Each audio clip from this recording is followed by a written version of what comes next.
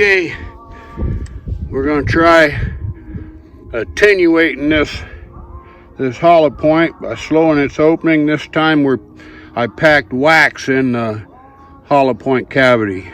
So old Elvis did that when he tested some of my rounds, and he used beeswax. I got paraffin, same sort of thing. I think maybe beeswax is a little tougher, but let's see if we can catch this sucker. Hang on.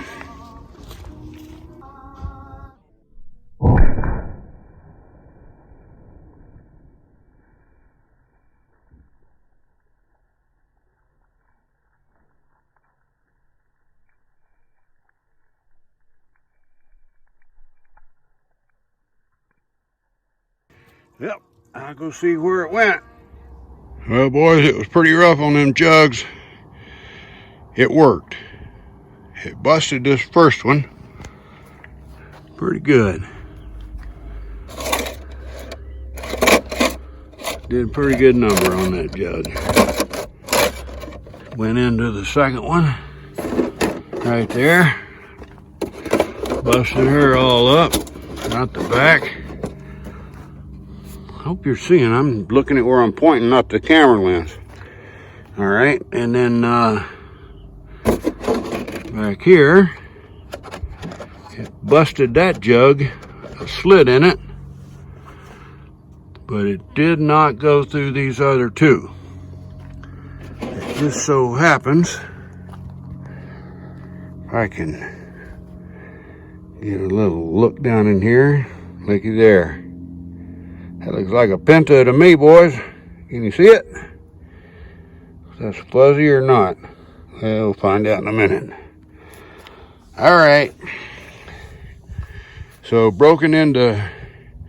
went through two jugs completely, broke the third jug, bounced back into the second jug.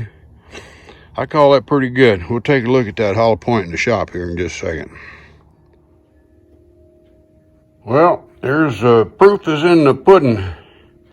Proof is in the measuring here. All right, now taking a look at this one over here. That was the other day on the other movie, and it's the one that opened up way too far. I'll show you some pictures of it in the article, but that opened up to 926. And today's Penta, now see, that looks more like a Penta. It's not so overdriven. It hasn't been back so far. That's only 822. So, does wax, at 891 feet per second, does that actually attenuate the opening of this hollow point? I say yes. Well, it was pretty clear,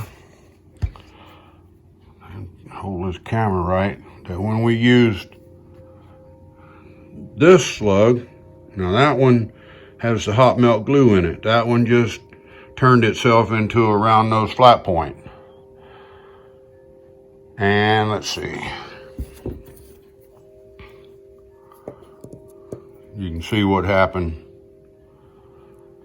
You can see what happened with that one. Still got his little plug in there. So that was a big fail.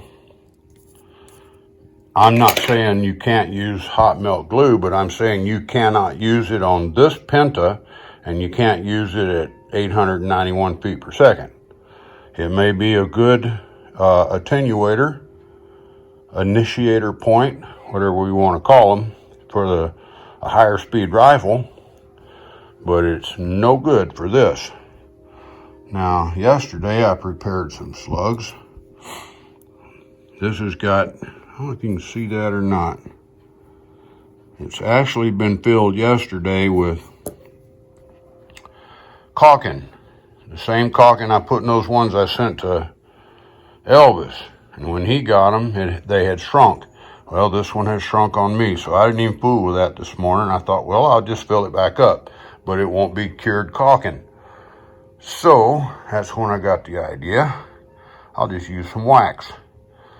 And I think if we use beeswax, something that's not so susceptible to heat, like in the summer, then that might be something that we can use, and it would stay in there. I'm pretty sure this paraffin's going to melt right out of there if you leave them in the car or the truck and they get hot. You come back with a bunch of paraffin in your magazine. But what we were out to do is to see if we can do something about making that hollow point slow down when it hits the jug. When it slows down, it loses its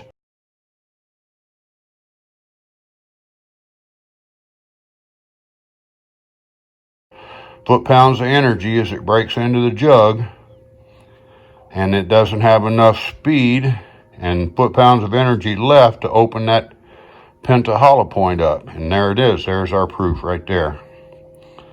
Unattenuated on the left, attenuated on the right. Okay, let me get inside and start doing something with all this video and write up an article on it. Later, boys.